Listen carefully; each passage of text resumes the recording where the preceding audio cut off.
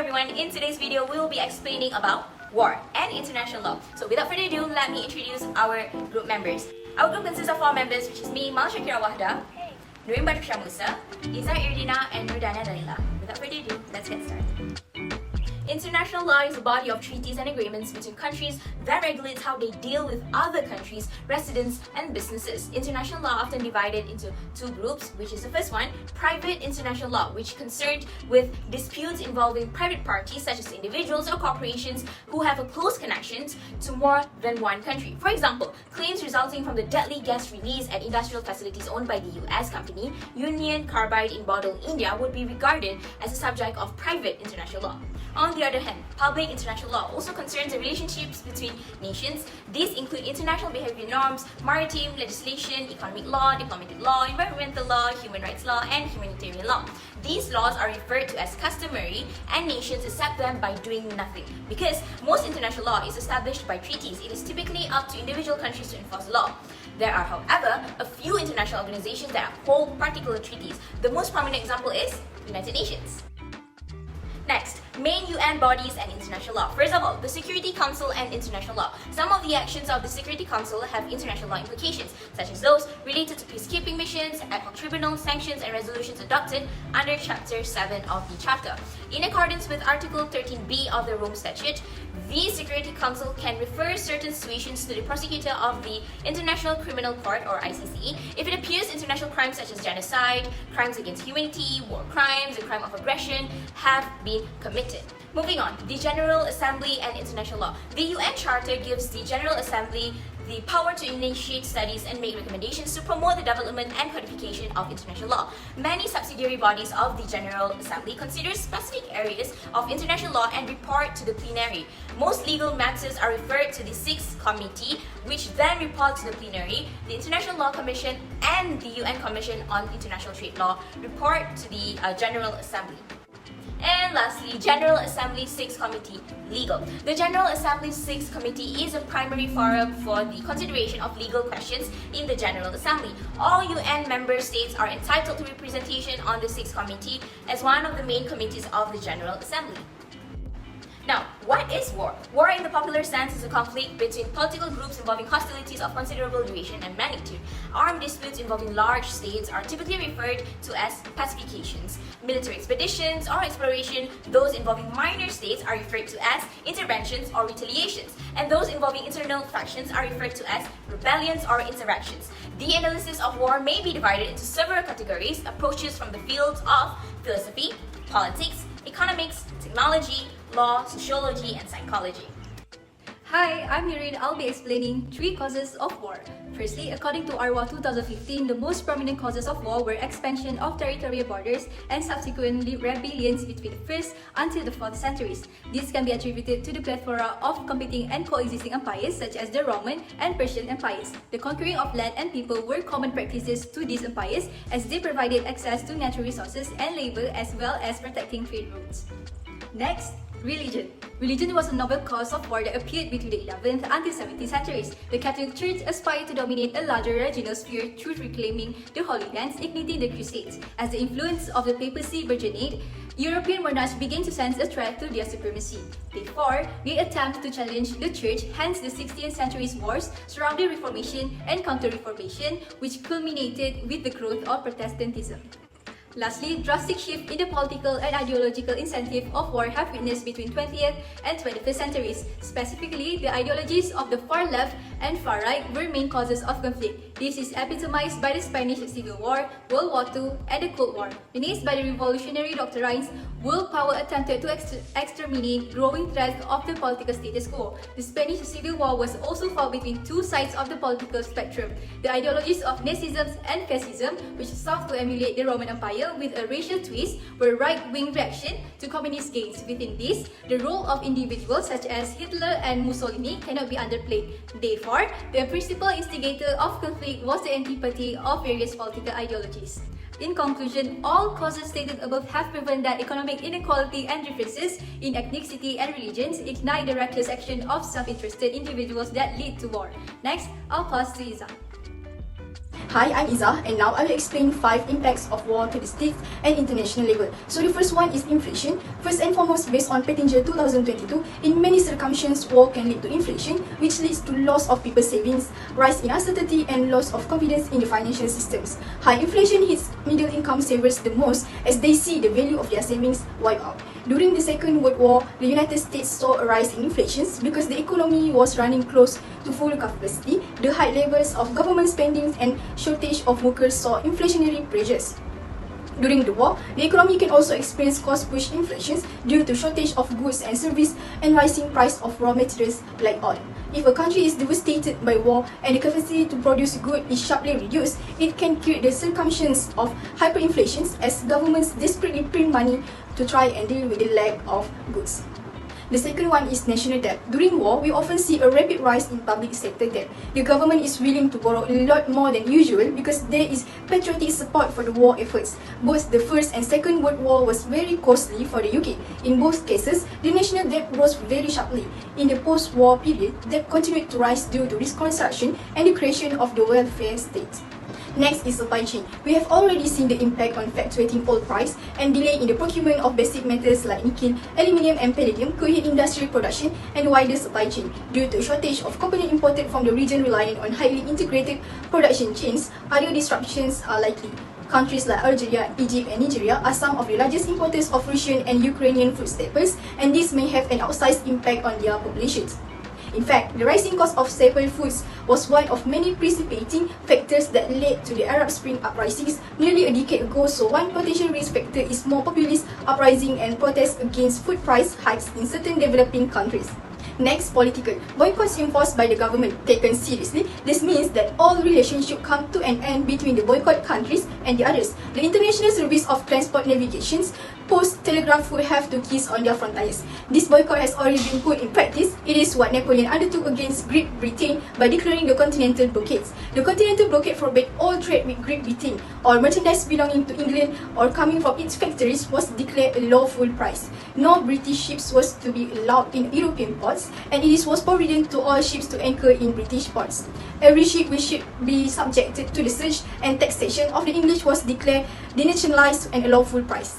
Lastly, mobility of people and goods. According to the European Council 2022, the invasion of Ukraine has had a significant impact on the mobility of people and goods in the EU across all modes of transport. Among the main issues are food supplies and increasing food price, as well as logistical challenges linked to border crossings and airspace restrictions. In addition, imports of goods and the large influx of Ukrainian refugees toward EU countries has led to further operational challenges for the sector.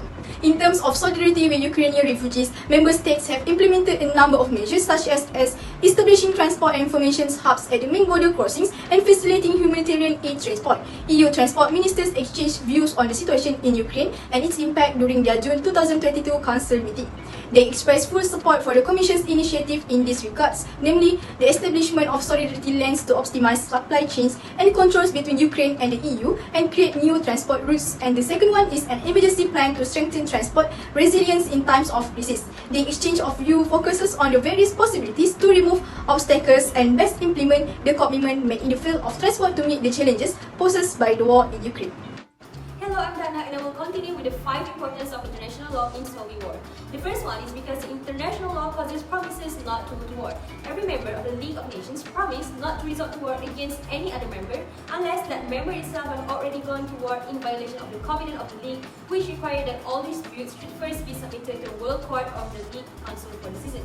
Each member promised also to respect the territorial integrity and existing political independence of all member countries.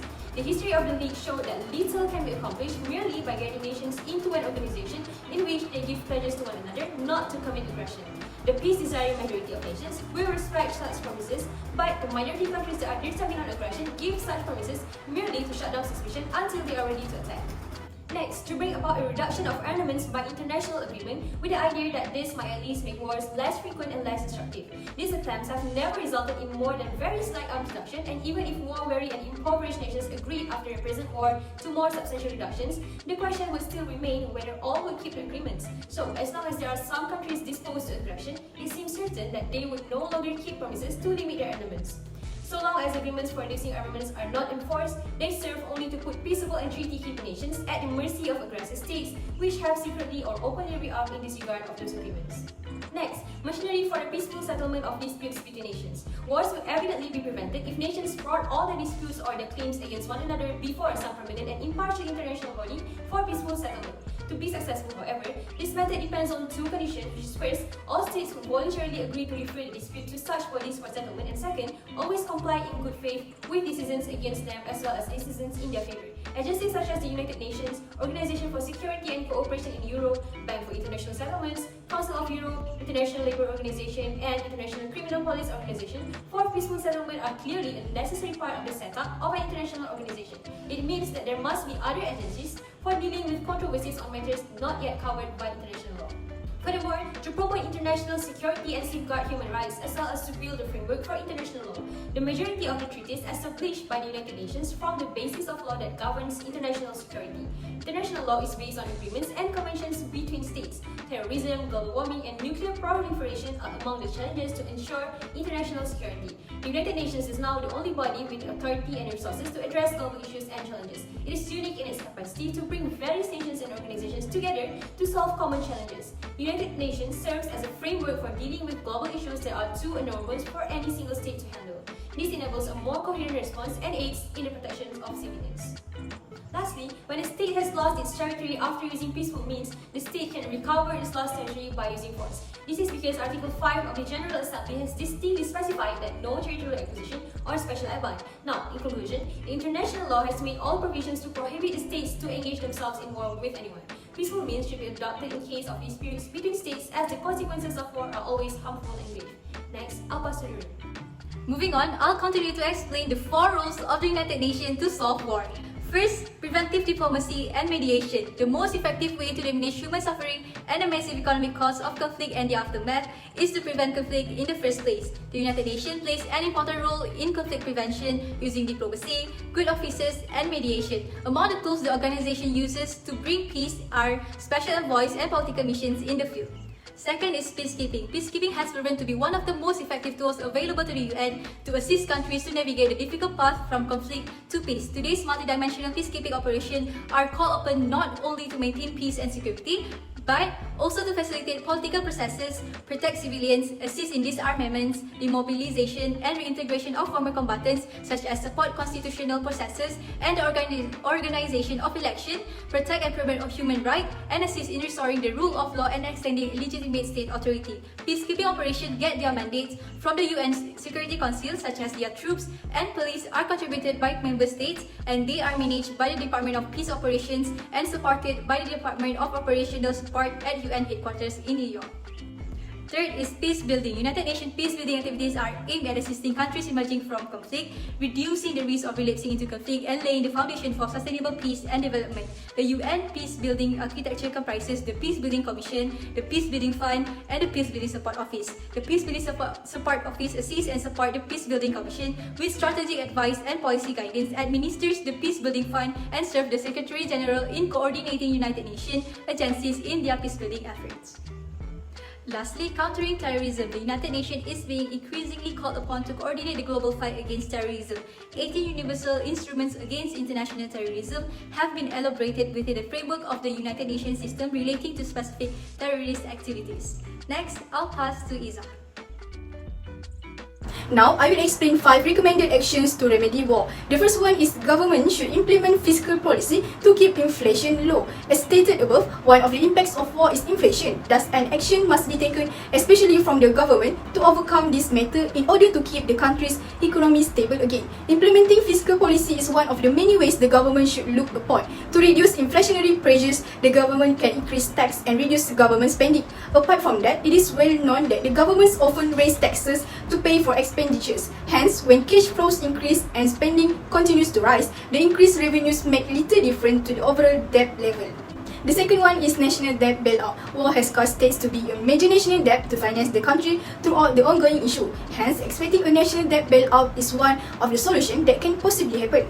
According to Investopedia 2018, getting rich nations to forgive your national debts or hand you cash is a strategy that's happened more than a few times. Many nations in Africa have been the beneficiaries of debt forgiveness. Unfortunately, even this strategy has its faults. Defaulting on national debt, which can include going bankrupt and or restructuring payment to creditors, is a common and often successful strategy for debt reduction. North Korea, Russia, and Argentina have all employed this strategy. The drawback is that it's become harder and more expensive for countries to borrow in the future after a default. Next, EU actions to overcome supply chain. Trade policy has another important role in ensuring EU businesses can compete on an equal footing globally. This can be achieved by better enforcing existing trade agreements and providing effective defense against unfair trade practice. A useful new instrument is the regulation on distortive foreign subsidies, currently under considerations by the co-legislator.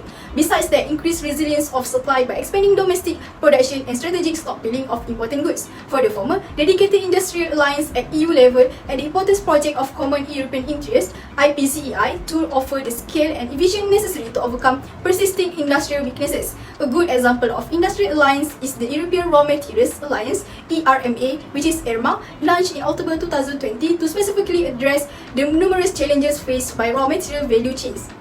Now, I will pass to Dania for the remaining points.